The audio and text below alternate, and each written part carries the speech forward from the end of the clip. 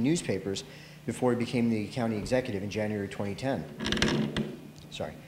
Mr. Mangano got immediately to work, both protecting the economy and the environment, which are sometimes at tension, for Long Island. In an effort to prepare for jobs in the 21st century, he's endeavored to attract green jobs, clean energy companies to help produce energy, and started work on cleaning up brownfield sites. So far, in this term, Mr. Mangano has dedicated resources to rebuilding the ecology and beautifying the public properties of Nassau County. Significant progress was made in improving the county parks, paving some of the county's roads, bringing Nassau Community College up a little bit in terms of its physical structure, and improving other aging facilities. Although the county executives worked hard to install new playgrounds, improve the athletic fields, repave the roads, and make upgrades to sewage treatment plants, there's still a lot of work to be done. And it's now my pleasure to invite Mr. Mangano to the stage. Thank you very much. It's certainly an honor to join with you today to celebrate Earth Day and Diversity. I absolutely enjoyed Dr. Jin's presentation here, where he spoke about incorporating the principles of religion with the principles of Earth Day, which is we have but one Earth. We have but one limited resources that benefit us, but that we must be careful to pass on to future generations. We have to protect them. In government, I'll add that facet to today's discussion on the Earth, on Hindu religion, and how that should work together. I'm going to talk about a little bit how government can do its part to advance, both those goals, which are noble goals. The foundational principle of it is to respect, not only respect one another, but to respect the resources that have been bestowed on us. And I take that seriously in government. Since taking office, we took a look at how we can become more green. Dr. Jin spoke about the concept of green. I think there was a learned question in the audience about the popularity of the word green here in America versus in other parts of the world. But that is the up-and-coming concept, not only because it's necessary to protect our limited resources, but it is indeed a job creator for our future. It is something that is studied now in our colleges and our universities. It is a field now where you can seek employment and make a career out of becoming green. If you're an engineer, you learn new ways to incorporate the LEED standard, as they call it, a particular standard that you incorporate in building new buildings and become more green by using renewable resources. And most importantly, I think today, as we see gas prices rising, and we see our oil prices rising, and more difficult just to maintain your business and home from a utility perspective, that nature has really provided us the ability to heat and cool our homes. We just need to tap that resource. In prior years, we talked about it and kind of was brushed off as maybe too expensive to use or utilize or construct, or the interest wasn't there to grow this new industry. But I submit to you, now is the time. I've visited many businesses now and homes that have achieved a green status. They were able to incorporate geothermal energy into their homes, and as well as solar panels or photovoltaic cells. For instance, I was particularly impressed at a 3,000 square foot home in Jericho. Now, this would be a home that was built entirely green, which is a tough standard to get to, but entirely green, just to highlight the savings that you could achieve. They incorporated geothermal energy, meaning they used the water that's beneath us at a constant 55 degrees, I believe it is, and they harvested that water to use in their HVAC systems. They used photovoltaic cells on their roof, solar panels, had them positioned the right way, had the house insulated properly, used the proper windows, the proper materials in the home to retain the energy from the flooring to the walls. In doing that, they were able to maintain their home at 65 degrees for $14 a month. Now, that's an eye-opening figure for a home that size, and just think what that can do to help you not only make ends meet at home, but also help you in your businesses. And I'm sure many people here, are involved in the business world or give advice to the business world. Recently, a not-for-profit that centered around housing converted their corporate headquarters and 45 of their homes to photovoltaic cells. Now, just using that one piece of energy technology that's out there, they predict that they will save 23% on their energy bills, and that's a substantial sum of money, especially if you look at 45 homes and a corporate office. The technologies are out there, and we're trying to, one, as government, utilize them in our own facilities so we can lower the costs and lower your costs. We recently constructed a public safety center in Newcastle Westbury area. Upon taking office, I was able to modify that, and working with NYPA, we're going to put a solar roof on there. We're going to start making it cheaper to run that building. We're looking at our aging buildings and trying to incorporate the new technologies that are out there to save us dollars. For homeowners and business owners, we realize that those costs are high to get the technology into your homes, and we want to remove that barrier. So I've set up a fund where we will loan, we meaning Nassau County, will loan homeowners and businesses alike the dollars to convert to these green energy resources, as long as a verifiable savings can be established, and there are companies that can establish savings. And then part of that savings, you'll pay back that loan so others can share in that loan. This loan will help you convert to green energy. So what does that do? Well, one, it'll save you some dollars each and every month, and that's a good thing. Two, it's good for our environment. It's exactly why we're here today. We're here to talk about our limited resources, how we should be respecting Mother Earth.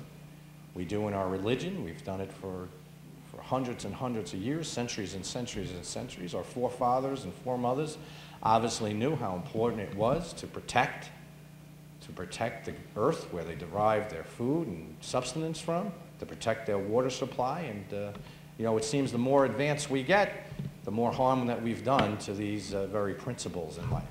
And now it's time that this generation is taking a look at that and getting recentered and refocused on that. And that's why it's more and more important to use these technologies. So you protect your environment. You save some money on your electric bill, or your heating bill, your HVAC bill. And most importantly, you created jobs and opportunities. All of these conversions or new technologies need to be studied. Architects and engineers need to go over. Excavators, electricians, carpenters. There's work to be had. It's a great way to bring together all the principles that you're talking about here and create jobs and opportunity as well, which in this economy is certainly very, very important and very, very concerning here in government. So that is how government, I guess I could say, is trying to celebrate Earth Day. We celebrate it by finding ways to respect the limited resources that we have. We find innovative ways and try to encourage those technologies to become commercially competitive so they become more cost efficient. We try to find ways to make it more affordable through that vehicle or through direct loans. And we ask our state and federal government to partner with us so these programs can become that much more efficient and allow us to make those loans to you and to homeowners and business owners. Right now we have the fund set up, and we just need one more piece of legislation so we can actually make those loans.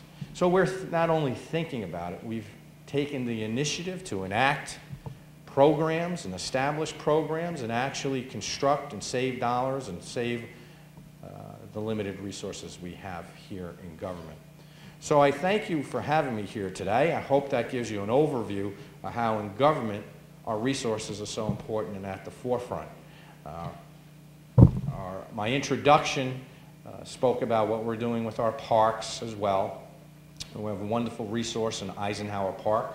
We'd invite you to come down and experience our park. It's bigger than Central Park, has many activities, and as a matter of fact, we'll kick off our summer program. The whole entire month of June is dedicated to international concerts and the celebration of culture. Nearly every night in that park there's a free concert. You'll be exposed to a different culture each night. It's a great way to come down for free entertainment on the lawn at Eisenhower Park. And then after June concludes, for July and August are the family events and other concerts that celebrate different genres and music and entertainment. And we've tried to do this and provide this to our residents because that's what parks are about. We're supposed to have a place, a green place, for us to congregate and exercise and recreate, and it is a part of the responsibility of government to provide that. So we honor those resources that were left to us from prior generations, and we're improving them to make certain that our future generations have these same parks and opportunities to improve the way that they'd like to see them improve. So again, today is a great day to celebrate Earth Day. I am so thrilled that you invited me here to speak a little bit about how government is celebrating Earth Day. And I have to tell you, I am so grateful that I had the opportunity to listen to Dr. Jin. It was very interesting and inspiring, and it highlights what we should be focusing on, and that is a clean environment and a clean lifestyle for future generations as well as ours. Thank you, and God bless.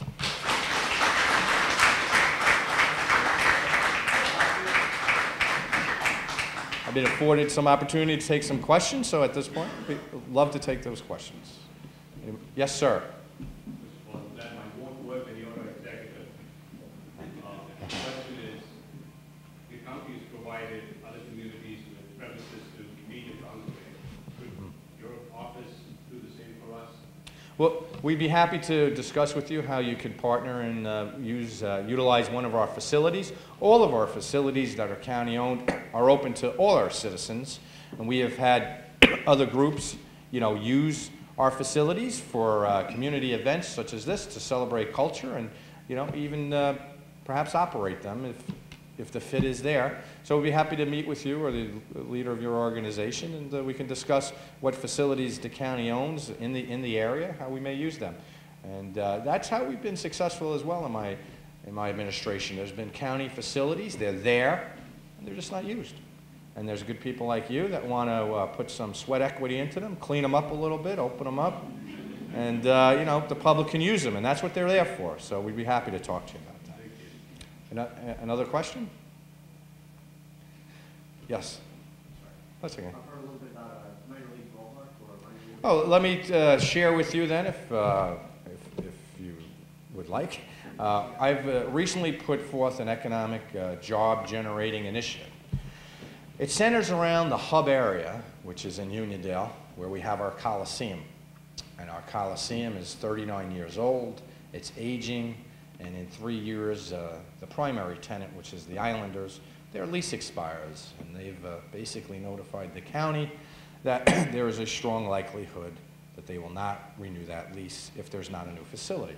The facility is the oldest facility in the entire hockey league, and one needs only to walk around it to see the tired state it is in. It's outlived its useful life, and it's time for a serious rehab, if not a new Coliseum. In fact, the experts believe we need a new Coliseum.